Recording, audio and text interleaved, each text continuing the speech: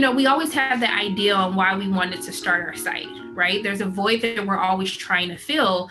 But I think one of the first things that we forget is, what does this need to look like? How do I make sure I'm providing a user-friendly experience for the people who are coming to my site to keep them coming back for more? And so one of the first questions that I do want to ask to all of you is, really, like, how did you work through finding the aesthetic for your site to make sure that it looks crisp, even though it's coming from your own point of view? I'll jump in first and say that mine at the time was monetary. I was, poor and did not have means of hiring anybody to come up with something. So WordPress was my friend with, templates and things like that. So my aesthetic was purely a financial one in terms of what was affordable or free at the time. Thankfully, WordPress has a lot of color palettes that actually are something that a professional would utilize. So it worked out in my favor. Yeah, I use WordPress still, and it's a love-hate relationship that can be sometimes quite violent, and sometimes just fine. But I think one of the most important things right at the beginning is with the impression that you're going to give people when they come to it, because there can be a really big distinction between a blog and a website, not just in terms of the style of writing, but the appearance as well. And I think, at least for me, I've gone through, only in 8 years, I've only made 2 dramatic visual changes to my site, because sometimes that can be really off-putting and sometimes too aggressive. But also, I looked at sites that I go to all the time, and I didn't want to do something so completely different that it wasn't recognizable within the landscape of criticism and Oscar websites and stuff like that, and color schemes. A lot of us use gold and red and all of that, and it made a lot of sense, at least at the beginning, to keep that style, because it worked and it was easy, and it wasn't something that needed to be reinvented dramatically. I think you can do that a little bit later once you have a brand and a following, but I think at first you're going in there with a level of familiarity so that people are comfortable with it. And to piggyback off what Eric said about like looking at sites that you like, right? Like best bit of advice I got was find 5 sites that you like, figure out why you like them, find 5 sites that you don't like, figure out why you don't like them, and then usually that combination is going to give you aesthetically what your website's going to look like. I would actually agree with everybody, but if I want to take it one step backwards, even for someone who is absolutely just starting out, I started with Tumblr, actually. And so I think there are ways to take advantage of existing platforms like Medium, Tumblr, Substack, because for one, you can get sort of a built-in audience and get some reactions to your very first initial work. And for me, it was a great opportunity to kind of work out the kinks of what the Mediaversity framework or format would look like. I really got to make all my worst mistakes there. I continue to make them, but the worst ones were at the beginning. And then it was only until a while, where maybe 6 months in, and I already had a catalog of some pieces I'd written, then I moved it to Squarespace, is the one I use. And I like it. It's sort of, it looks slick, but you don't really have to know any coding. But WordPress is, similar, Wix, those are all platforms you can use. But I just think, consider starting with something that already exists and then use it to hone your voice, and then start doing that really heavy duty work of how do you want your website to look.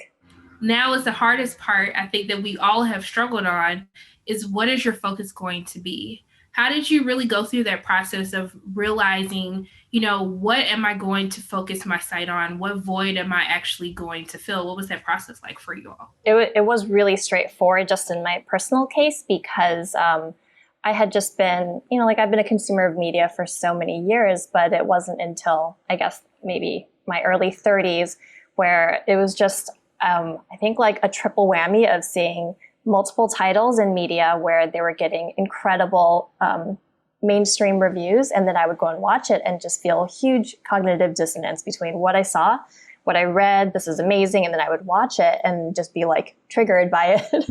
And so for me, it felt like a necessity that I started Mediaversity, because I was just really tired of that back and forth of like, I can't trust the mainstream, whatever. And so that naturally lent itself to creating the space that I had wanted, again, someone else to do, but I couldn't find it, which was a one-stop shop that was going to just tell me about the inclusiveness of a title. So not just the race, not just the gender. And there's so many websites that do that, like specific things really well. And I just wanted a one-stop shop. So that was sort of like an easy, big gap in the industry where I was like, okay, I guess I will just kind of stand here and hopefully more people will come and do it better than me eventually.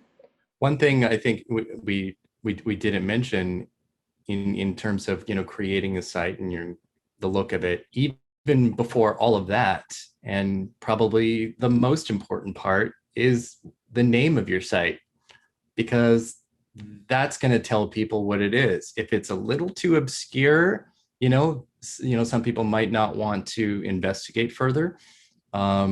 Sometimes, you know, you can hit them over the head like I do. My site is Awards Watch. That tells you pretty much exactly what you're going to get and what you're going to see. And it followed, you know, the path, again, like I said, of familiarity, because there used to be Oscar Watch. It became Awards Daily. I did Awards Watch, and I have no shame in that whatsoever, because it was how do I not? This is what it is. So I think the name that you name your site, whether it's after yourself or what the site's about or something, you know, hyper specific, I think is really, really important, because that could grab people immediately or just kind of, you know, make them not see it.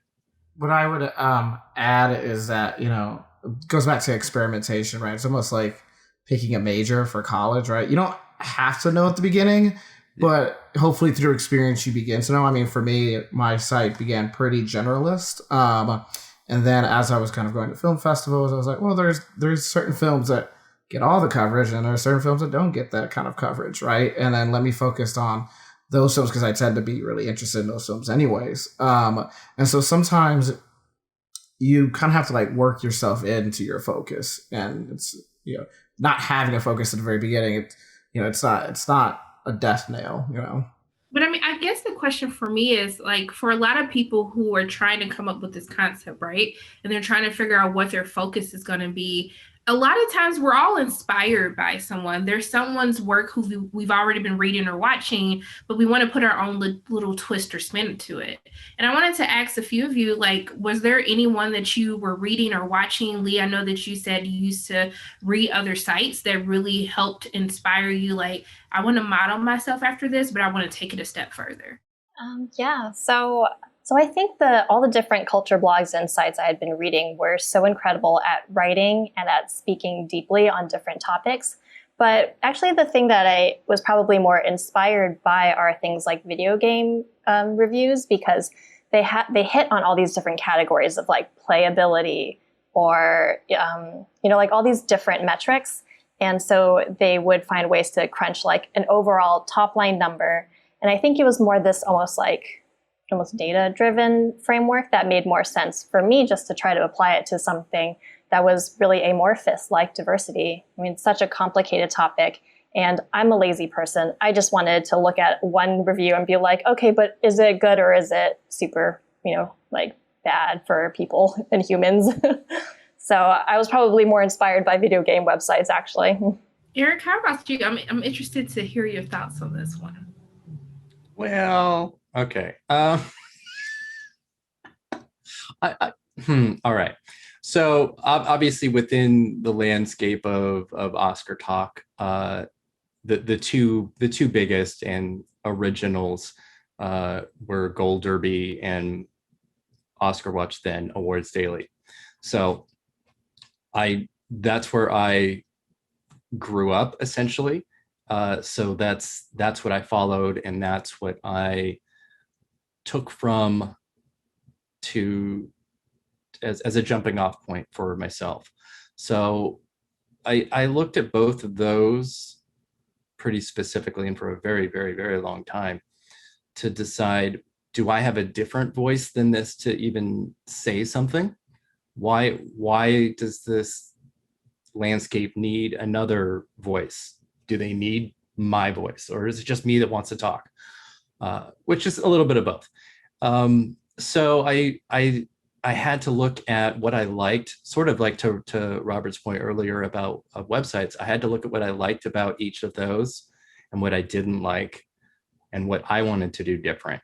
But just because my focus is pretty small, or at least it was at the beginning, it's a lot wider now. I had to look at what I was going to do differently from the places that I had originally admired the most.